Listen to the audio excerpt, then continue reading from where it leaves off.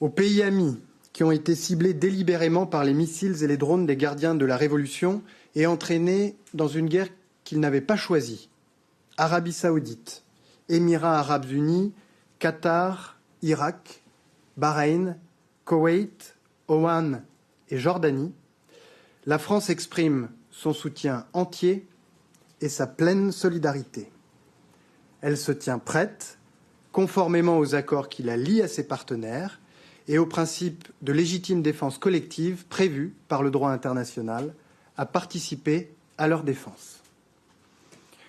Au Liban, le Hezbollah a commis une lourde faute dont la population a payé ce matin le prix avec des dizaines de morts et des dizaines de milliers de déplacés, en rejoignant un conflit dans lequel les autorités comme le peuple libanais refusent d'être entraînés.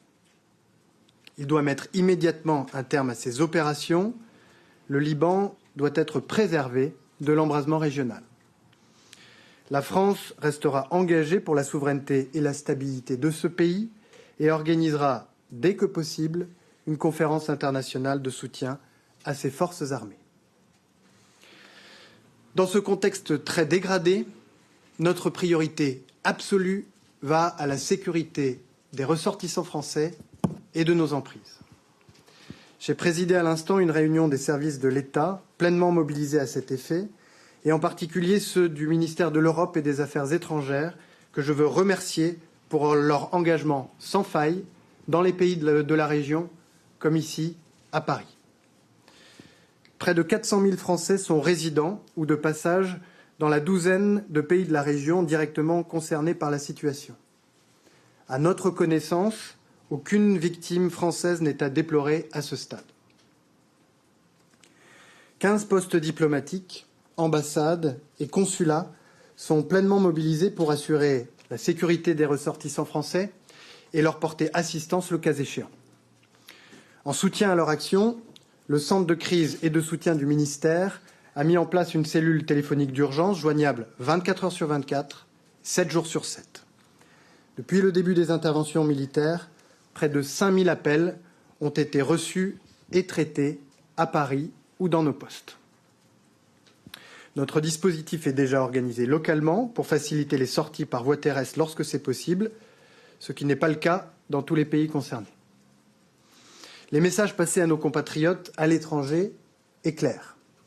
À tous, consultez régulièrement le site diplomatie.gouv.fr. Les consignes y sont mises à jour quotidiennement. Aux Français de passage, inscrivez-vous sur le fil Ariane.